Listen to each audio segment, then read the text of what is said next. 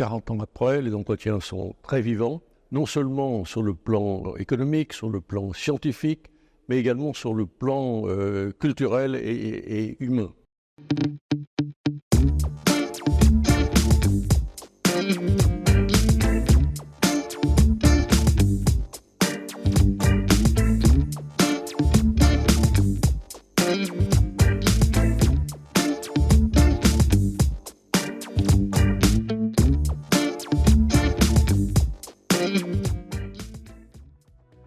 Le Centre Jacques-Cartier naît en 1984 de l'idée originale d'un jeune chercheur lyonnais, Alain Bidault, qui soumet cette idée au docteur Charles Mérieux, grand amoureux du Québec, qui accepte immédiatement de soutenir l'initiative.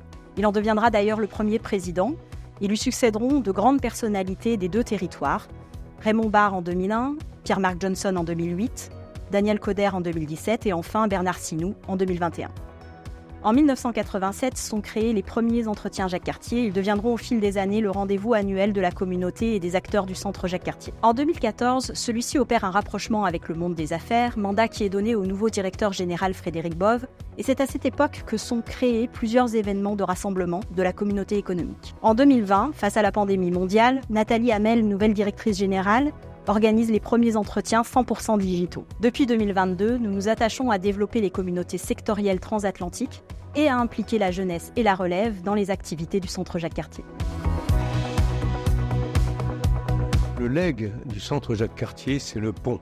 On l'a construit à travers ce centre, à travers ces événements, une liaison, un pont entre deux territoires, le Québec et la région Auvergne-Rhône-Alpes. Le Centre Jacques-Cartier a joué un rôle important dans le développement de l'amitié entre le Québec et la région Auvergne-Rhône-Alpes. Au fil des années, Auvergne-Rhône-Alpes est devenue une région prioritaire de l'action du Québec en France. Je pense que le legs le plus important, c'est d'avoir développé vraiment un sentiment d'appartenance des deux côtés, d'avoir créé un forum d'échange permanent tant pour le savoir que pour les relations entre institutions et aussi, et ça on l'oublie souvent, la façon de vivre des citoyens.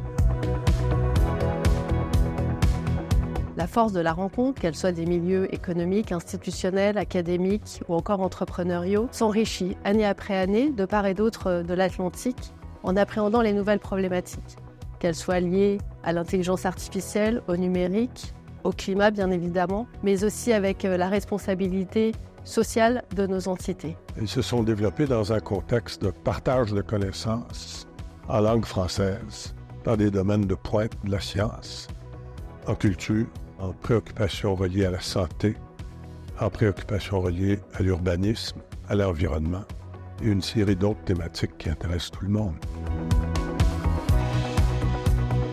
Cette dynamique très positive nous a permis de créer un laboratoire international de recherche, Respivir, qui travaille sur les virus respiratoires émergents et réémergents. Ce laboratoire commun vise à développer de nouvelles stratégies antivirales et vaccinales, mais c'est aussi une structure sans mur qui permet de mettre en synergie des savoir-faire, des modèles, des moyens et des logistiques qui vont nous permettre d'être beaucoup plus réactifs lors des prochaines pandémies et crises sanitaires. Le Musée des Confluences doit beaucoup à des concepteurs du Québec. Le Musée des Confluences est un objet interdisciplinaire qui est à l'image des entretiens Jacques-Cartier, qui sont des lieux où l'on décloisonne et qui permettent d'aller vers une innovation de par la rencontre et d'offrir une pluralité de points de vue sur tous les sujets. Le laboratoire LN2, il a été créé par l'Université de Sherbrooke, le CNRS, mais aussi un ensemble d'acteurs de la région Auvergne-Rhône-Alpes. Le laboratoire LN2 a toujours eu un ancrage rhône-alpin très fort. Il y a eu beaucoup d'échanges avec la communauté de chercheurs sur différents sujets.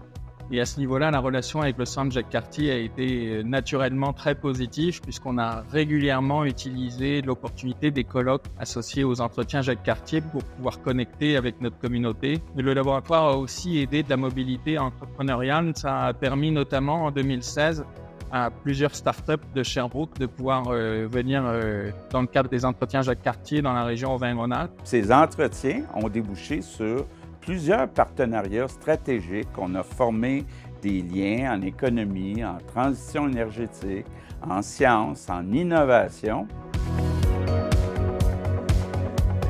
Multiplier et de diversifier les communautés sectorielles, thématiques, qui permettent finalement aux acteurs de notre réseau en région Auvergne-Rhône-Alpes et au Québec, de se rencontrer pendant les entretiens et de créer des réflexes de collaboration sur les deux territoires. Être pertinent.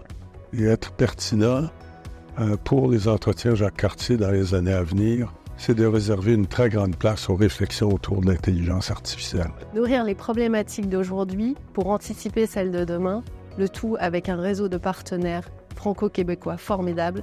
C'est, je pense, la force du Centre Jacques Cartier pour l'avenir. Sensibiliser les décideurs publics à continuer à appuyer le centre, parce que sans eux, qui sont les modèles et locomotives, c'est difficile. Nous avons là un joyau que les générations futures s'appuient dessus, en profitent pour faire d'autres choses. Vous êtes fort d'un héritage construit depuis 40 ans.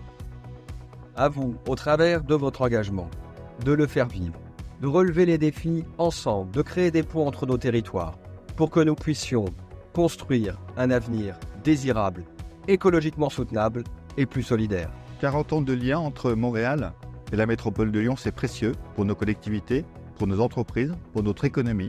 Et nous avons encore beaucoup de sujets sur lesquels nous pouvons avancer ensemble, la transition écologique, les mobilités, le logement et tant d'autres choses. D'abord, bon anniversaire pour tout le travail qui a été réalisé pour ce moment qui est assez unique, des échanges et des collaborations pluridisciplinaires.